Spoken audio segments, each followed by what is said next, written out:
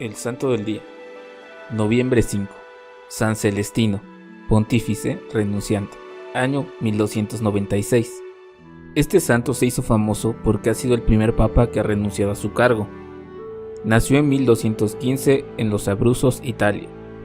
Él mismo en su autobiografía narra cómo eran sus padres. Dice así: mis padres eran muy santos a los ojos de Dios y muy estimados por los vecinos a causa de su excelente comportamiento. Daban muchas limosnas y recibían siempre muy bien a los pobres que llegaban a pedir ayudas. Tuvieron 12 hijos, como el patriarca Jacob, y siempre pedían al Señor que alguno de sus descendientes lograra llegar al sacerdocio. Pedro fue el último de los 12 hijos y el que llegó a ser sacerdote. Su mejor maestra fue su propia madre. Ella se entristecía porque ninguno de sus hijos mayores mostraba inclinación hacia el sacerdocio o hacia la vida religiosa. Pero el niño menor le decía: mamá, yo te daré la alegría de consagrarme a Dios. Viendo la mamá que Celestino, nombre que significa inclinado hacia lo que es del cielo, tenía una gran inteligencia y muy buenas cualidades para el estudio, se propuso hacerlo estudiar, aunque toda la familia se oponía a ello, y aunque tuvo que hacer muchos sacrificios para lograr costearle sus estudios. Él dice en su autobiografía que el primer libro que logró leer de corrido fue el de los Salmos, y este fue para toda su vida el libro preferido para leer y meditar cada día y todos los días. Ermitaño solitario. Celestino era un estudiante diferente a los demás. Sus recreos preferidos consistían en retirarse a la soledad, a meditar y rezar. Amaba mucho el silencio y le fastidiaban las fiestas mundanas donde hay trago, baile y pecado. Al final, cuando ya tenía 20 años, supo que en una montaña había un ermitaño dedicado a la oración, y se fue hacia allá a que este santo religioso le enseñara el arte de orar y de meditar. Se construyó una celda tan estrecha que apenas cabía de pie o acostado, y allí se estuvo 3 años en la más estricta soledad. Al principio todo era consolaciones y alegrías espirituales, pero luego empezaron a llegarle terribles tentaciones que no lo dejaban en paz, ni de día ni de noche. Era el ataque de los enemigos del alma para hacerle desistir de su vocación a la santidad. Afortunadamente, a base de oración y de mortificaciones y de consultar de vez en cuando a su director espiritual, logró vencer. Sacerdote temeroso.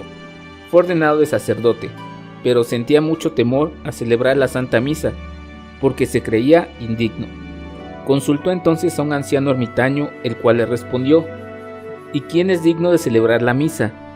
Celebre cada día, pero celebre con temor y temblor, o sea, con inmenso respeto al santo sacrificio. Al oír esta respuesta se le fueron sus temores. Fundador. Muchos hombres deseosos de hacer penitencia y de conseguir la santidad se fueron a vivir allí cerca de donde moraba Celestino, para recibir de él sus instrucciones, y así llegó a tener 14 conventos bajo su dirección.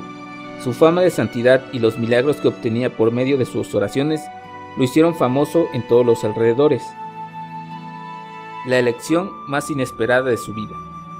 Había muerto el Papa Nicolás IV y los cardenales electores se habían dividido en 2 partidos contrarios, y ya llevaban 2 años sin poder elegir el nuevo sumo pontífice.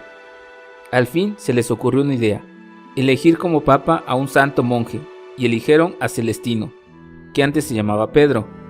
Y un día, cuando él menos lo imaginaba, llegaron al monte donde habitaba varios prelados a comunicarle tan grande noticia.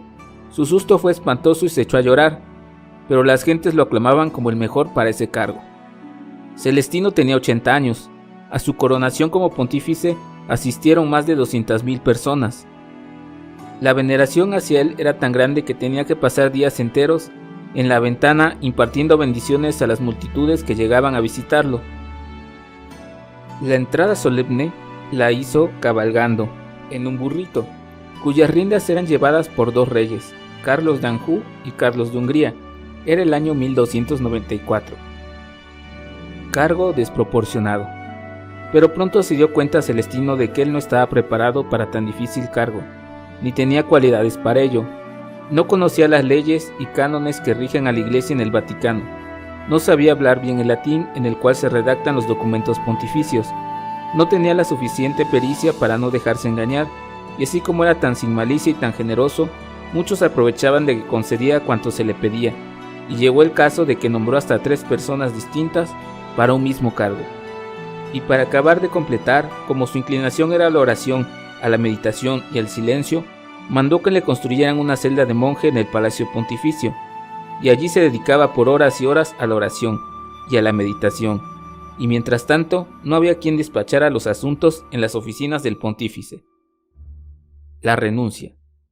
Y él mismo reconoció que había sido un error el aceptar el cargo de papa, y se propuso renunciar. Es el primer caso que ha sucedido en la historia de la Iglesia, de que un papa renuncie a su cargo. Primero publicó un decreto declarando que el sumo pontífice sí puede renunciar a su alto cargo. Luego renunció a todos los cardenales y les leyó su renuncia al pontificado, y les pidió que nombraran a su sucesor. Y allí mismo se despojó de todos sus ornamentos pontificios y se vistió de simple monje, y se propuso irse otra vez a la soledad a hacer oración. Era el 13 de diciembre de 1294, apenas había sido pontífice durante 5 meses.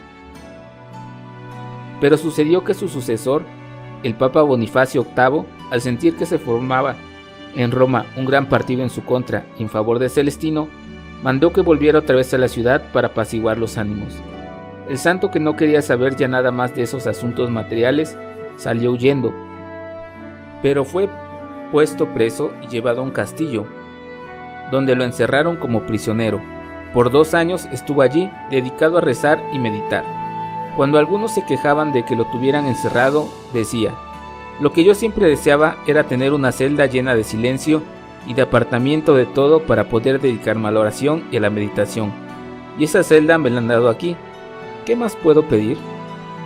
Murió santamente en mayo de 1206 y fue declarado santo en 1313. San Celestino V, recuérdanos a nosotros que vamos a encontrar mayor paz y tranquilidad dedicándonos a orar y meditar en silencio, que gastando nuestro tiempo en demasiadas actividades materiales. Si te gustó este video, comparte, ayúdanos a llegar a más personas. Suscríbete al canal de YouTube y dale like y síguenos en Facebook.